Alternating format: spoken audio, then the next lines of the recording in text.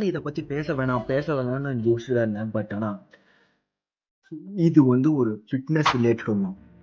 Self control. Recent டேஸாக தமிழ்நாட்டில் என்ன நடக்குதுன்னு உங்கள் எல்லாத்துக்கும் தெரிஞ்சிருக்கும். ஒரு சின்ன குழந்தை அதுக்கிட்ட என்னால் நான் என்ன சொல்கிறதுன்னு தெரியல.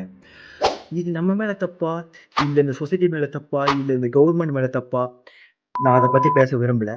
பட் எல்லாரும் அவங்களுடைய சைல்டுக்கு, அவங்களோட குழந்தைகளுக்கு செல்ஃப் கண்ட்ரோல் அப்படின்றத டீச் பண்ணணும்னு நினைக்கிறேன். லைக் ஒன்றை நீயே கண்ட்ரோல் பண்ண முடியலன்னா செத்துரு. லைக் செத்துரு. எதுக்கு உயிரோடு இருக்க?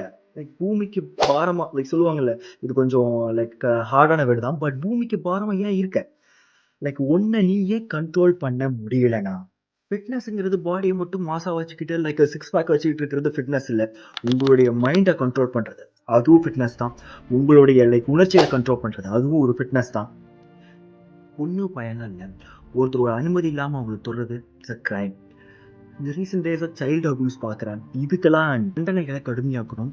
எய்தர் அவங்க செல்ஃப் கண்ட்ரோலாக இருக்கணும், இல்லை நாம் கண்ட்ரோல் பண்ணி வைக்கணும். அவங்களுக்கு எக்ஸ்ட்ரீமான ஒரு தண்டனை கொடுக்கணும். இது ரெண்டே தான்.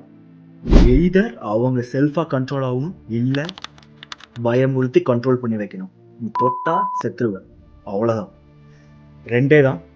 ஸோ அவ்வளோதான். இதை சொல்லணும்னு நினச்சி உங்கள் குழந்தைகளுக்கு டீச் பண்ணுங்கள் செல்ஃப் கண்ட்ரோலை என்னென்னு.